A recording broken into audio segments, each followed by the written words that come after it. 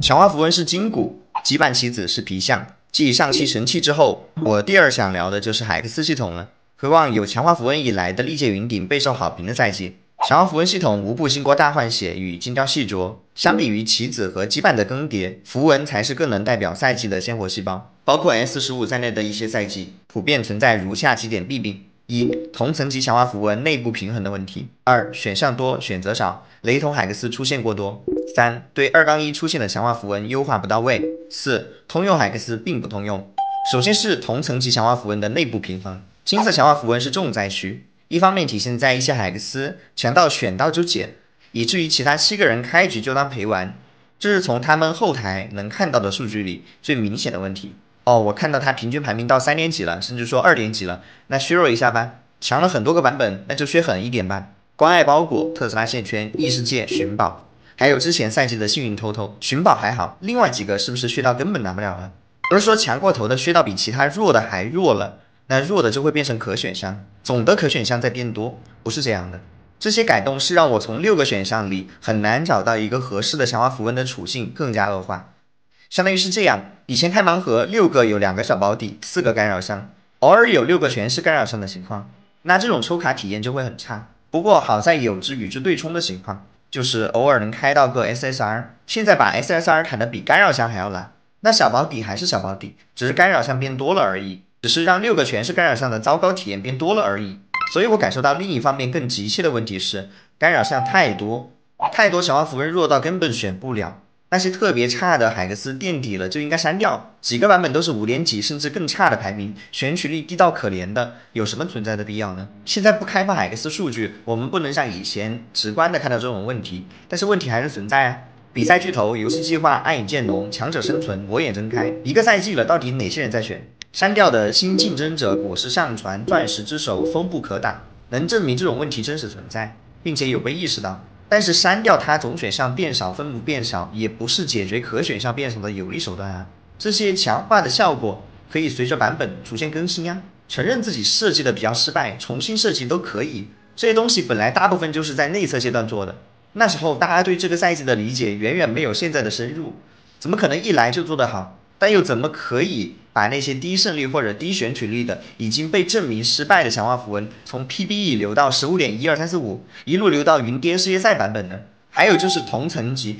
不同类型的强化符文强度有明显差异，比如从上赛季减少野怪战利品供给开始，装备类强化普遍比战力类高贵，每个赛季的资源供给怎么可以直接粗暴沿用？赛博之城黑客入侵给太多钱，所以要让野怪城邦少报钱少给装备，以防资源超发。那 S15 的果实超发资源了吗？改着改着比魔法大乱斗要买法杖的时候还要穷了。太穷会让游戏的可操作空间变小，本来可以先合装备后面再调整，但是现在不得不等，或者说合一件装备就排除了一大片阵容，启动的时候前后排3件套都凑不齐，那我合了龙刀是不是就很难玩到天才了？本来可以多点钱用 Flex 来的更高场面质量对抗那些普通质量但是攻势的构筑，当然这些都是另外一个问题了。这期再聊海克斯篇幅有限，就不多赘述。资源匮乏在海克斯上，就映射出一个本来不够突出，或者是不是问题的问题。雷同海克斯出现过多，我要装备，这一轮全刷战力和经济怎么办？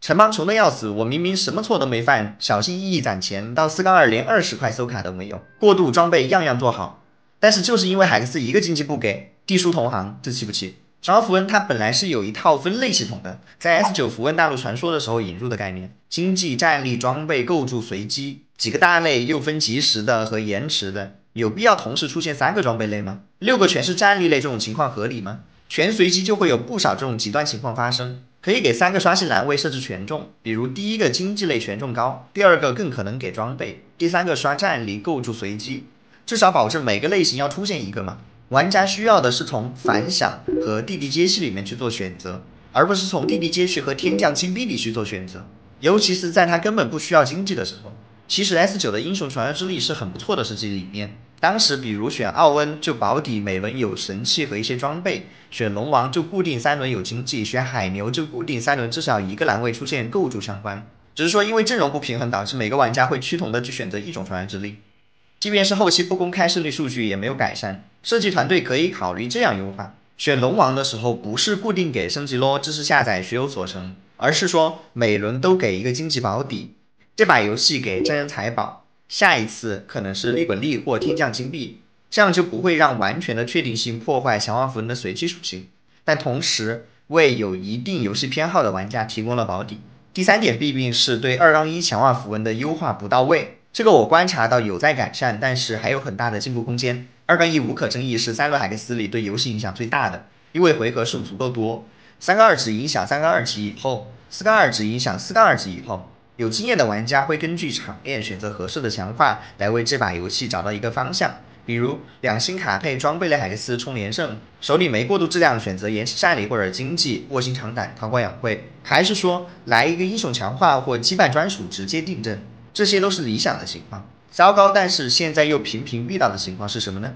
强化符文栏位里充斥着那些选了等于没选，没办法对游戏前期产生任何影响的选项，甚至说选这个对比同期别人的海克斯是完全是亏的。比如2-1的最后一秒营救、灵魂链接、穿透世界、长矛医治、内容整合，前期单位那么少，战力或单闪仅带战力的，对比装备类的劣势太大了。连胜比不过反响及速度版铠甲，连败上限不及清晰头脑延迟战力。这里直接下一个暴论：2-1根本不应该出现即时战力类海克斯，这赛季战力本来就低人一等，更何况是2-1的。最后一点是通用海克斯并不通用，一些强化符文的出现应该与场面更相关。最简单的例子是我龙刀法高做了，明显是一个技能型法系方向，你却给了一个过量治疗，但是本该起一定保底作用的通用战力，在此时变得不通用，甚至完全无用，和给我刷个决斗专属没区别。优化方向可以是将大而有力与小而致命这样的强度尚可、适用范围广的海克斯回归，也可以是新加入一些针对基础属性的机制更简单、仅调整数值即可平衡的更多的斗地选项。